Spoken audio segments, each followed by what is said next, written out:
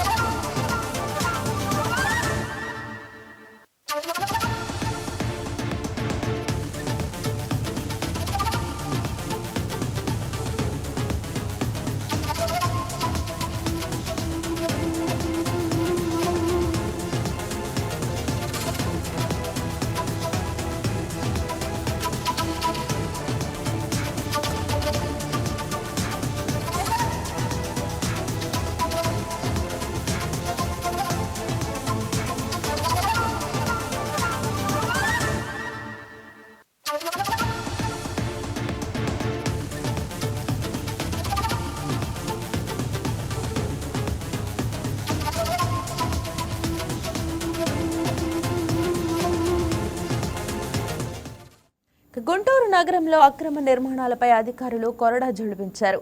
మోతీలాల్ నగర్లోని రైల్వే స్థలాల్లో ఆక్రమణలను అధికారులు కూల్చివేశారు. అయితే ఇళ్ల తొలగింపును సిపిఐ కార్యకర్తలు అడ్డుకోవడంతో పరిస్థితి ఉద్రిక్తంగా మారింది. పోలీసులు రైల్వే అధికారులతో సిపిఐ కార్యకర్తలు వాగ్వాదానికి దిగారు. బాధితులకు పునరావాసం కల్పించిన తర్వాతే కూల్చివేయాలని డిమాండ్ చేశారు. దీంతో వారిని పోలీసులు అదుపులోకి తీసుకుని అక్కడి నుంచి తరలించారు.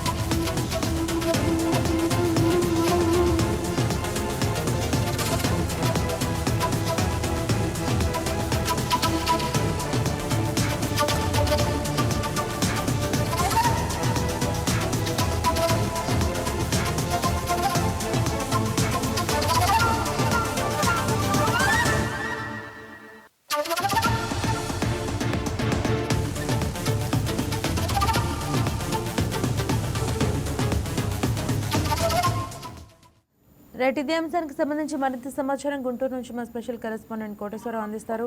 కోటేశ్వరరావు, చెప్పండి, ఆక్రమణల గురించిన అప్డేట్స్ ఏంటి? ఎవరైనా నోటీసులు ఇవ్వటం జరిగిందా లేదా? ఈ అంశానికి సంబంధించి ఏం డీటెయిల్స్ ఉన్నాయో తెలియజేయండి. గుడ్ మార్నింగ్ మహిళ. మోతీలాల్ నగర్ లో ఉద్రిక్తత. సిపిఐ నాయకులు ఈ రోజు ఇల్లు కూల్చివేస్తున్న ప్రజలకి అడ్డుపడటం జరిగింది. వీరికి ఆల్రెడీ 15-20 రోజుల నుంచి వీళ్ళు ధర్నా చేస్తున్నారు. మోతీలాల్ నగర్ సంబంధించిన ప్రజలు 70 సంవత్సరాల నుంచి ఉంటున్న ఈ నివాసిత ప్రాంతాల్లో మీరు ఎందుకు అక్రమ కట్టడాలు చేస్తున్నారని చెప్పి అంటున్నారు. దానికి సంబంధించి ఆ స్థలము రైల్వే డ్రైనేజీలు మరమ్మతులు కార్యక్రమం కానీ రైల్వే జోన్కు సంబంధించిన ఒక రైల్వే ట్రాక్ వేయడానికి కానీ వారు చేస్తున్న ఏర్పాట్లు వీళ్ళ ఇల్లు రైల్వే స్థలాల్లో ఆకుని ఉండడం జరిగింది.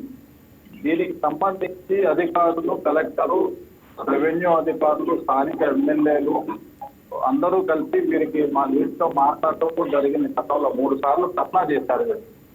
ఒకసారి వచ్చేసి రైల్వే ట్రాక్ మీద ధర్నా చేయడం జరిగింది. రెండవసారి వచ్చేసి మణిపురం బ్రిడ్జి మీద నడి రోడ్లో ధర్నా చేశారు. గతంలో వైకేటీవీ న్యూస్ ఛానల్లో కూడా వీళ్ళు చేసిన ధర్నా ప్రచారం చేయడం కూడా జరిగింది.